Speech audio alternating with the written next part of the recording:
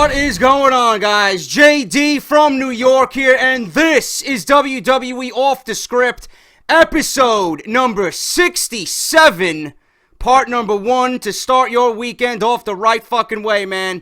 And you know when you see Off The Script in your sub boxes, it's that time of the week yet again. The number 1 fucking source for all WWE news, rumors, reviews, and 2K15 content right here on YouTube.com. And it is Elimination Chamber weekend. I will be doing my full in-depth review this Sunday after the pay-per-view goes off the air on the WWE Network. Just to give you guys a reminder about that. My Wrestle Crate should be here this week. I'll be doing an unboxing. If you guys are not following me on Twitter, at JD from NY206. If you're not subscribed to this channel, I don't know what the fuck you're waiting for, man. Figure 4 that fucking subscribe button, motherfucker, and subscribe to Off The Script, alright? Now, I got a ton of news. I got so much news, I don't even know where to fucking begin, man. I got news on fucking Ring of Honor, Destination America, TNA. Apparently, Sheamus is playing one of the Ninja Turtle villains in the upcoming Part 2 for Teenage Mutant Ninja Turtles. I got news on AJ Styles. I got news on Austin Aries. I got news all over the place, man. But I don't even know where to begin. But we're going to start with the hottest story in professional wrestling today, man. A bombshell. A bombshell that was let go this week. Ring of Honor to debut on Destination America. In news that shook the entire wrestling community, Destination America announced Wednesday afternoon Ring of Honor would be making its official debut on the channel next Wednesday, June 3rd. The move comes in the wake of a reported falling out between TNA officials and the channel over the status of Impact Wrestling, which was reportedly expected to be canceled. The original report indicated Destination America had an opt-out clause with TNA in September, and the show was expected to remain on the air until then. TNA officials assured talent everything would be fine, and the move to file legal action was put into place against the initial reports of the show's demise. TNA threatening to sue everyone making false accusations. Destination America will air Ring of Honor's programming on June 3rd at 8 p.m. Eastern Standard Time, which is an hour before Impact Wrestling. The channel moved Impact to Wednesday nights starting next week, meaning both shows will air back-to-back on the channel. According to a new in-depth and strikingly personal report from Dave Meltzer of F4WOnline.com and the Wrestling Observer newsletter, Impact Wrestling is still reportedly set to be canceled in September, regardless of what TNA President Dixie Carter wants to try and say to her locker room. As previously reported, Carter held a conference call with TNA talent on May 27th to discuss the situation, but she was found to be evasive and would not say outright whether or not Destination America's parent company, Discovery, had actually sent out a memo claiming the network would be canceling all of TNA programming as of the third quarter of 2015. Instead, Carter told talent that TNA and Destination America were all good, and that Ring of Honor joining the new night for wrestling, opening up the 3-hour slot on Wednesdays before Impact Wrestling, would be beneficial to all parties involved. Not many bought this farce. Meltzer would go on to discuss the memo sent out by Discovery to Destination America and TNA executives, as well as defend himself against the backlash Carter and other TNA and IWC voices used to rage out against him for reporting the story. He writes, Dixie Carter tried to claim the stories reported were false and that they expected to be on Destination America in 2016, but then deflected questions about whether or not they contractually could be canceled at the end of September. The wrestlers at the meeting were not happy because they felt overall Carter was being evasive, and also it was hard to buy the idea that she was presenting that adding Ring of Honor to Destination America was to their benefit. The keys to the talent's questions and answer period is that talent complained that they wanted better lines of communication, which I fully agree with. TNA does have a multi-year deal with Destination America, but the station has an out clause at the end of the current television season. She also stated that all announced dates are still on the schedule and there are no changes in plans. 2 weeks ago, the Discovery Network sent out a memo stating Destination America is not renewing TNA Wrestling next year. While the ratings were strong, the audience was not large enough to justify the program's investment. We plan to honor the current contract and continue to air original episodes of TNA Wrestling on Friday nights through the end of the third quarter 2015. When the upfront rate card is released, the Friday night anthology title will now be called American Tales, which will be a combination of paranormal and Americana programming. I hope this is good news, given all the advertisers that included TNA on their DNA list. The DNA list is for when advertisers buy time on the station as a whole instead of just a specific show. The DNA, or Do Not Advertise list, is something sponsors list for shows they specifically don't want their ads on. We had contacted Dixie Carter as soon as we received information that the show was being canceled for a comment or if she knew anything different. A week later, Destination America announced with no warning and after a month of television had been taped with references to Fridays that the show would be moved to Wednesdays.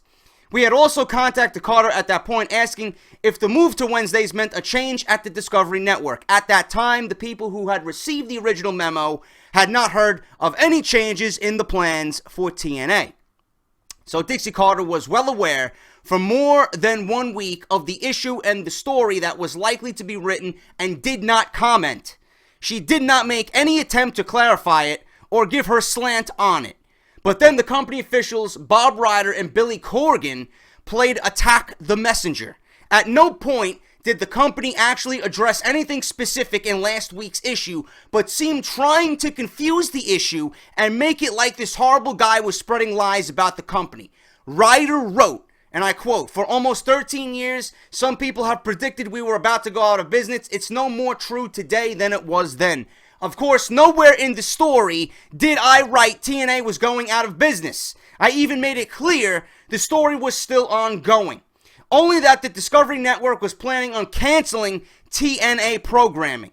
Corgan, a rock star as the key man in the Smashing Pumpkins band and a longtime wrestling fan, wrote, "It wouldn't be so bad if the whole truth was being reported and the person reporting wasn't being worked himself by a sloppy angle."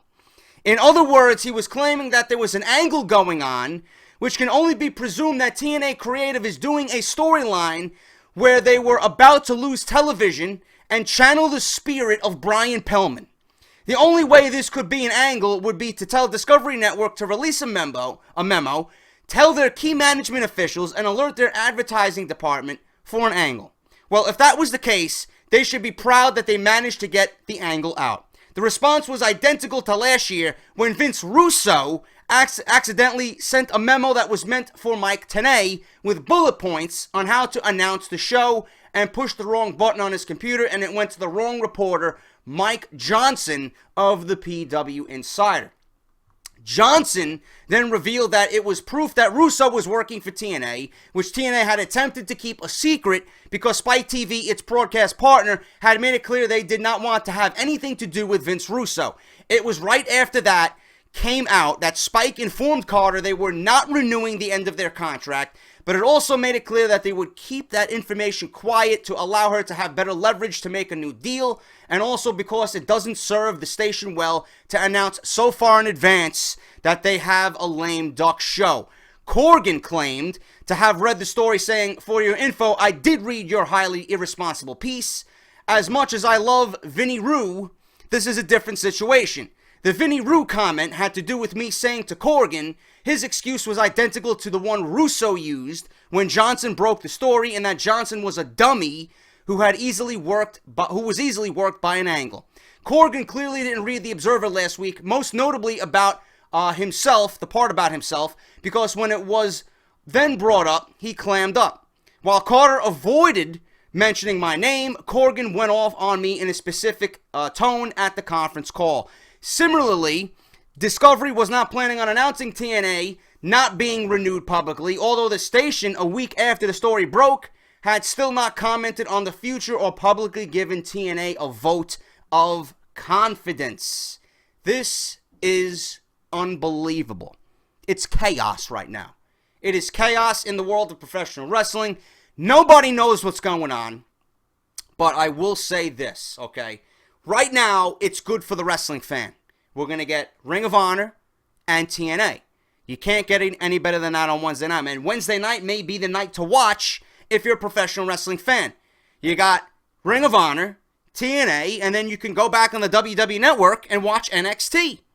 It's a great night to be a wrestling fan, man. We have to suck it up right now. With all the negativity going on right now and, you know, blaming Dixie Carter and being negative about TNA being canceled and fucking saying TNA's done, they're finished, it's a lame duck, it's a sinking ship, etc., etc. You know, instead of all about this wondering where's the talent gonna go, look at it this way. Seriously, you gotta look at it this way. Right now, TNA is still on TV. Cherish it. Enjoy it. Live it up. Wednesday nights is going to be your night. A wrestling fan's night. Ring of Honor, TNA, and NXT. You can't get any better than that, man. You can't. I don't watch Ring of Honor. I'm not familiar with the Ring of Honor product. I don't watch TNA. And more than likely, I will not watch TNA. You're damn well sure I'm going to be tuning into Ring of Honor just to see what all the hype is about. 8 o'clock, Destination America, TV deal here in North America on the East Coast. Finally, I get to watch Ring of Honor, get to see the talent out there, etc., etc. It's great. The one thing I take away from all this is that TNA is setting themselves up for failure. TNA right now, the talent is worried. Dixie Carter is a terrible, terrible boss. Terrible. How don't you inform your talent? How don't you sit your talent down and be upfront and blunt with them, telling them the 100% truth about what is going on? Why are you being evasive? Why are you hiding things from your talent? The people that go out there and make your show, the people that go out there and risk their lives and risk injury every night to give you a program. Why are you not upfront with them and telling them exactly what is going on? That is a terrible boss. Am I on network problems? You need to be upfront with it. This is their lives that you're fucking handling. This is their livelihood. This is what they do to put food on the table, to care for their families. How do you think those workers are going to feel going into work with a big question mark looming over their head, not knowing what the fuck is going on, whether or not they could work one day and be fucking fired the next. They're going to have no place to work the next morning. Do you understand how that feels? I don't think Dixie Carter understands how that feels. That's a shitty fucking boss, if you ask me. Okay? And again, all these TNA executives, you know, people say we're going out of business. This Bob Ryder, yeah, we're going out of business, a couple of years ago, but we're still here. No, you're not being upfront with the talent, man. You're not being upfront. Dixie Carter's telling her talent, don't worry about the ratings, don't worry about the audience, go out there and have fun. How can you go out there and have fun if you're worried about losing your fucking television deal? You're not gonna have a fucking home on cable television to fucking showcase your work. Go out there and have fun. I need to know what the fuck is going on. If I'm a TNA wrestler, for sure. For sure, but right now, this is going to be a good thing for wrestling fans.